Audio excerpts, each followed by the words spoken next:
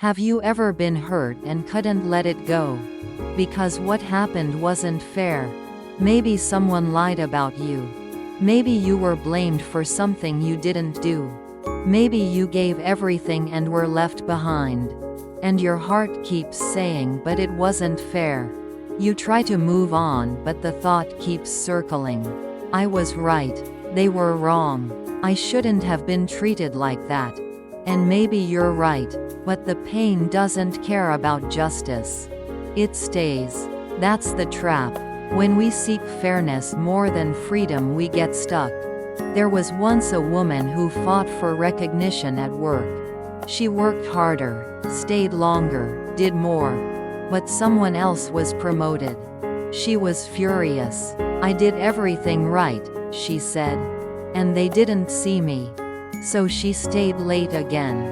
Worked harder. And got sick from the stress. The system was unfair, yes. But the suffering came from her own attachment to how things should be. Buddha understood this deeply. He said, "He abused me. He struck me. He overpowered me. He robbed me." Those who harbor such thoughts do not still their hatred. Dhammapada 3. When we replay the injustice, we don't heal, we rehearse the pain. Justice is important, but it cannot heal the heart. Only letting go can do that. Justice feels powerful. It says I'm standing up for what's right. But what happens when that sense of righteousness turns into obsession? Into resentment? Into a need to punish? There's a reason the Buddha didn't say, anger is evil. He said it's suffering. In the Dhammapada, he teaches, hatred is never ended by hatred. It is ended by love. This is an eternal truth. Dhammapada 5. That may sound soft, but it's not weakness. It's the deepest strength. To say I will not become what hurt me. There's a story of a man who was cheated in business. He lost money, trust, reputation. He told himself, I'll make sure they pay. He took them to court. He won the case. But even after justice was served, he couldn't sleep. He still replayed every word. He was still angry. Why? Because the real prison wasn't legal. It was emotional. Justice was done, but peace never came. Why? Because he clung to being right more than being free. This is the righteous trap. The belief that our pain will stop once the world sees we were right. But the world may never see it. And the pain doesn't care. So what do? We stop trying to fix the past. And we start healing the part of us still holding on. Letting go doesn't mean what they did was okay. It doesn't mean forgetting. It doesn't mean justice shouldn't exist. It means I no longer let this live inside me. There's a difference between remembering and reliving. Between learning and looping. You can learn from pain. You can act with clarity. But if your peace depends on someone else's punishment, you are still chained to them. Buddha once said, like a withered leaf you are now, death's messengers are near. You stand at the door of departure, and still you carry anger. Dhammapada 235. We carry so much. Old insults. Invisible wounds. Arguments that ended years ago. But ask yourself, who does this anger really hurt? The truth is it's not about them anymore. It's about what you're choosing to carry. And that's where the power is. Letting go is not giving them power. It's taking it back. When you release resentment, you don't lose justice. You find peace.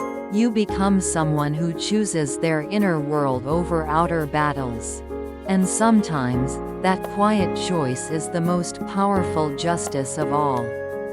Something changes when you stop arguing with the past. When you stop needing the world to say, you were right. You start to breathe again. You laugh without guilt. You live without replaying. That is what freedom feels like.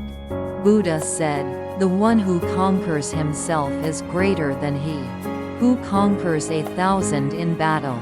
Dhammapada 103. You can't always conquer the system. You can't make others see your truth. But you can stop letting them control your peace. There's a story of a teacher who was unfairly dismissed. She spent years fighting the school. Until one day, she stopped. She became a mentor to others who'd been silenced.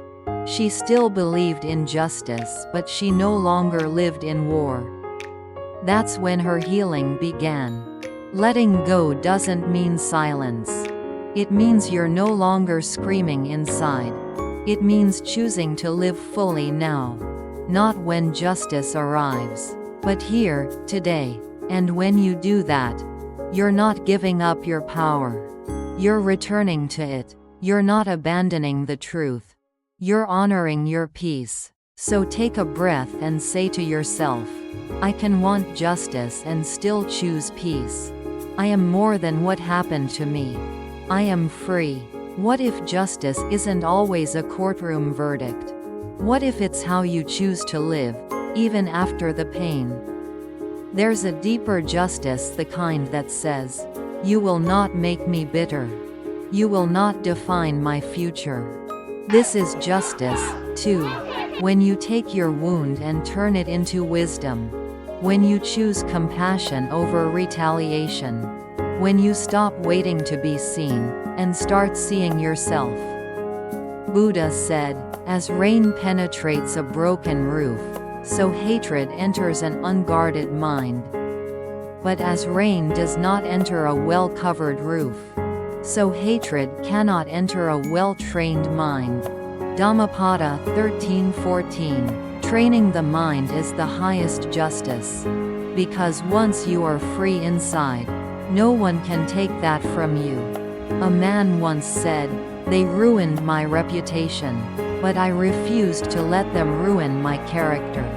You get to decide who you are. Not them. Not the injustice.